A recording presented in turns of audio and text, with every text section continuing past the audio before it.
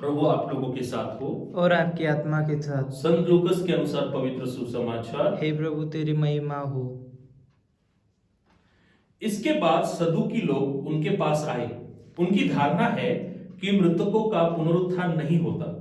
उन्होंने ईसा के सामने यह प्रश्न रखा, गुरुवर, मूसा ने हमारे लिए यह नियम बनाया, यदि किसी का भाई अपनी पत्नी के रहते निसंतान मर जाए तो वह अपने भाई की विधवा को ब्याह कर अपने भाई के लिए संतान उत्पन्न करे। 7 भाई थे। पहले ने विवाह किया और वह निसंतान मर गया। दूसरा और तीसरा आदि 7 भाई विधवा को ब्याह कर निसंतान मर गए। अंत में वह स्त्री भी मर गई। अब पुनरुत्थान में वह किसकी पत्नी होगी? वह तो 7 की पत्नी रह चुकी है। ईसा ने उनसे कहा, इस लोक में पुरुष विवाह करते हैं और स्त्रियां विवाह में दी जाती हैं, परंतु जो परलोक तथा मृतकों के पुनरुत्थान के योग्य पाए जाते हैं उन लोगों में न तो पुरुष विवाह करते और न स्त्रियां विवाह में दी जाती है। वे फिर कभी नहीं मरते। वे तो स्वर्गदूतों के सदृश होते हैं और पुनरुत्थान की संतति होने के कारण वे ईश्वर की संतति बन जाते हैं। मृतकों का पुनरुत्थान होता है। मूसा ने भी झाड़ी की कथा में इसका संकेत दिया है, जहां वह प्रभु को इब्राहिम का ईश्वर, इसहाक का ईश्वर और याकूब का ईश्वर कहते हैं। वह मृतकों का नहीं, जीवितों का ईश्वर है, क्योंकि उसके लिए सभी जीवित है। इस पर कुछ शास्त्रियों ने उनसे कहा, गुरुवर, आपने ठीक ही कहा। इसके बाद उन्हें ईसा से और कोई प्रश्न पूछने का साहस नहीं हुआ। प्रभु का सुसमाचार। हे क्रिस्त तेरी स्तुति हो। क्रिस्त में मेरे प्रिय भाई और बहनों, आज का यह सुसमाचार समझने के लिए ये सदूकी कौन थे, इस प्रश्न पर मनन करना अत्यंत महत्वपूर्ण है। सदूकी यहूदी धर्मी ही थे, लेकिन इनका जो ग्रुप था, इनका जो गट था, समूह था, यह पुनरुत्थान पर विश्वास नहीं करता था। देह के पुनरुत्थान पर विश्वास बिल्कुल नहीं करता था।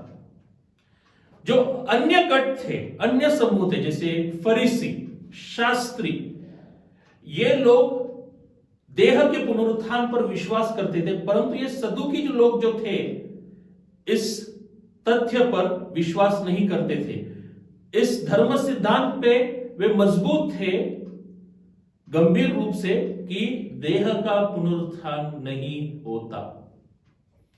ये सदूकी लोग अमीर थे, जागीरदार थे और साथ ही साथ इनका अच्छा संबंध भी था। किसके साथ?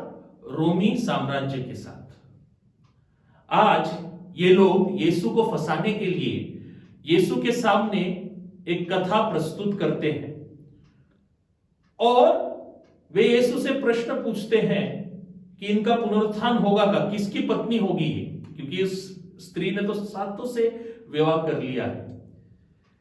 यीशु इनके उद्देश्य को अच्छे रूप से समझते हैं और इसीलिए उनके धर्म सिद्धांत के पोल को खोल देते हैं।